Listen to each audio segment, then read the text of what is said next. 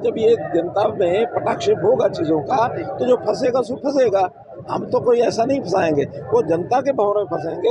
हमने कोई भंवर का जाल नहीं फैलाया है। हमारी सरकार सुरक्षित है, सरकार सुरक्षित रहेगी। ये अगर भंवर में फंसेंगे तो जनता के भंवर में फंसेंगे। आपके संपर्क में है क्या? कांग्रेस कुछ भी बता तो रहा हूँ, और क्या कहूँ। सर, भूपेंद्र सिंह हुड्डा भ्रष्टाचार का आरोप बीजेपी पर लगा रहे हैं। जितने भ्रष्टाचार के प्रदेश में राष्ट्रपति जितने जो आप संज्ञा दे रहे हैं भूचाल जैसी कोई बात नहीं है। हमारी सरकार स्थिर थी, स्थिर है, स्थिर रहेगी। किसी प्रकार की कोई समस्या आने वाली नहीं है। हम लोगों ने 13 मार्च को विश्वास मत प्राप्त किया हुआ है और कांग्रेस के लोग तो बाइकाट कर गए थे, भाग गए थे। एक प्रकार से जितने लोग वहाँ बचे हुए थे उन सब लोगों ने सर्वसम्मति सरकार के हित में फैसला किया था। बात रही 3 जो इंडिपेंडेंट विधायक हैं उन्होंने सपोर्ट वापस लिया है, तो भी हमारी सरकार को बहुमत प्राप्त है और उसमें बहुत से ऐसे जो हमारे विधायक हैं वो हमारे संपर्क में हैं। हम जानबूझ करके इस विषय को बढ़ाना नहीं चाहते, वरना तो वो 30 और 33 जमा करके और जैसे आगे बढ़ रहे हैं। जब वो फ्लोर पर आएंगे 23 भी बचा लें तब भी बड़ी बात है।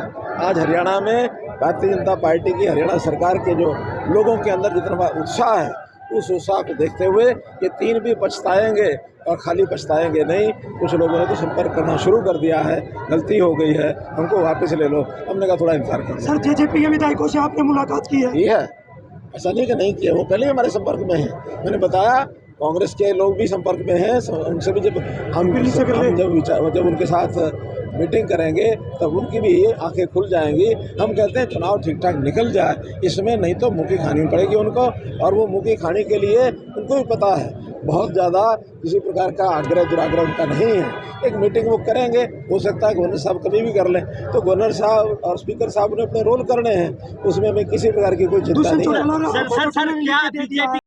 ऐसा नहीं कि जनता ने नहीं देखना, पर जिस प्रकार का तमाशा अब हो रहा है ये उस समय भी हुआ था, ये 2019 में भी हुआ था। 2019 में हमारे वोट 3% बढ़े थे। अगर नए आंकड़े हो तो मैं दे देता हूँ। 34% वोट थे में हमारे 2014 में, 37% मिले थे हमको 2019 में। लेकिन 14 में तो किसी को लगता ही नहीं था कि सरकार आ जाएगी। 19 को सबका लगता था कि नहीं, सतर्क रहना चाहिए। और जो गठबंधन आज बन रहे हैं ये गठबंधन उसके बाद उसमें बन गए, तो गठबंधन बन गए। वोट ज़्यादा आने के बाद भी सीटें 5 कम हो गई। सीट कम ज़्यादा नहीं है, हमारा वोट परसेंट पहले भी बढ़ा था, इस बार भी बढ़ेगा। और बढ़ने के बाद चाहे लोकसभा में 10 की 10 सीटें जीतेंगे, विधानसभा में भी कंफर्टेबल मेजोरिटी से हम लोग आए। Thank you sir, thank you. उनके लीडरों के बेटे आपके इसी जिले से, साथ के जिले से बेटे फंसे पड़े हैं, अंदर गए पड़े हैं और उनके बापों का भी पता नहीं है। आप उनके जो वर्तमान उनके प्रत्याशी हैं उनके बेटों की जमानत की अर्जियां लग रही हैं, सुप्रीम कोर्ट अर्जी के ऊपर विचार करने वाला है। तो ये सारी बातें आपको सामने हैं। मैं नाम लेता अच्छा नहीं लगता, सबको सबका पता है, इसलिए वो बच के अपने आप को बचा लें, ये बहुत बड़ी बात है। मेरे खिलाफ जो कैंडिडेट है वही भगोड़ा घोषित किया हुआ था, वो जाकर के जमानत लेके आया है।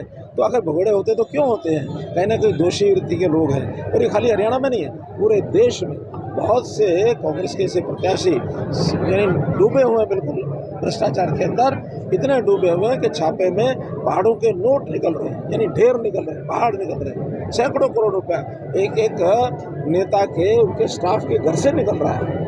तो आखिर ये सारी चीज़ें जनता देखती है, केवल अखबारों की सुर्खियों के लिए नहीं है, जनता इसको महसूस करती है। और ये चीज़ें हरियाणा में भी हैं, बाहर भी हैं। आखिर उनके ऊपर भरोसा कौन करेगा?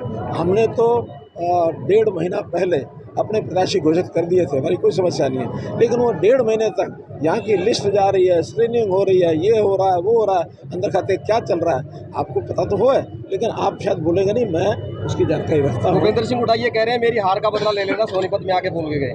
मैं तो कह रहा हूँ आपकी हार का बदला लेंगे नहीं लेंगे, उन्होंने अपनी तकलीफ को जरूर कम कर लिया है।